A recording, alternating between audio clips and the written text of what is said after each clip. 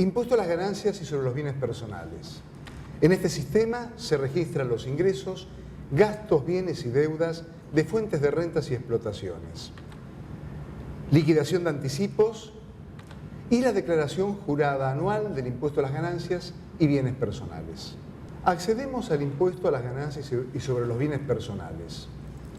Encontramos las tablas generales del sistema y vemos que contiene tanto las tablas de ganancias como de bienes personales que son publicadas por la empresa y actualizadas cuando corresponde.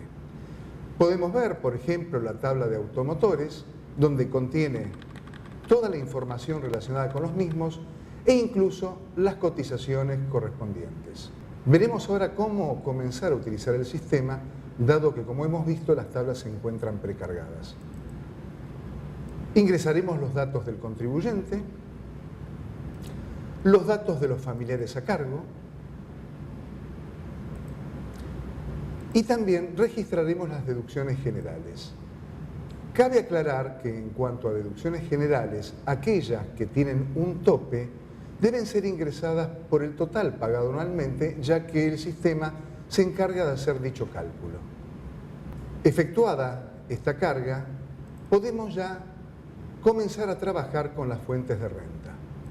Observamos aquí en la pantalla las distintas categorías y sus fuentes de renta asociadas. En este ejemplo vemos un alquiler de un inmueble asociado a la renta de inmuebles urbanos y que corresponde a la primera categoría. Debemos indicar el detalle de esos bienes, incluso las mejoras que ese bien tenga, las deudas, los ingresos, los gastos y las retenciones correspondientes a esa fuente. Luego, tenemos un cuadro de justificación patrimonial y, por último, aclaramos que esta información, es decir, ingresos y gastos, puede ser traída de los sistemas de IVA-Venta-Compras. Veremos ahora la secuencia de pasos para registrar dentro del sistema la participación en empresas. En primer término, se ingresan los datos de las explotaciones, es decir, bienes, deudas, ingresos y gastos. Luego se ingresan las retenciones y los socios. Y después, desde el punto participación en empresas del socio que presenta, se capturan los datos correspondientes de la explotación para ese socio, con el porcentaje respectivo. Los otros socios que se encuentran ingresados en el sistema pueden capturar también los datos de la explotación que comparten, desde el punto participación en empresas. Veremos ahora el circuito en el sistema. Aquí tenemos la explotación en cuestión. Notemos el código, donde se registrarán los bienes, las deudas, los ingresos, los gastos, las retenciones, los socios. Tengamos en cuenta que la información puede ser traída también de una empresa del sistema de IVA-Ventas-Compras.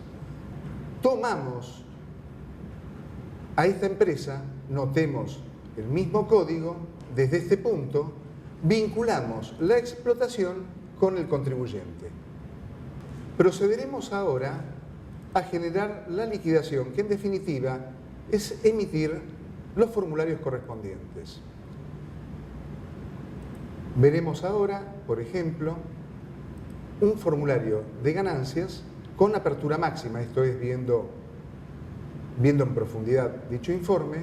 Aquí podemos observarlo y también, si bien habíamos solicitado que fuera con apertura máxima, podemos contraer cada uno de los ítems a los efectos de su mejor visualización. Luego, restaría generar los correspondientes archivos para ser exportados a los aplicativos oficiales. Acabamos de ver en el sistema de impuesto a las ganancias y sobre los bienes personales los datos que se actualizan anualmente, la carga de datos generales, familiares, anticipos, etc., el ingreso de las fuentes de renta, la posibilidad de importar datos del sistema de IVA-Ventas-Compras, el ingreso de explotaciones y su relación con las participaciones en empresas, y los informes y la exportación a los aplicativos oficiales.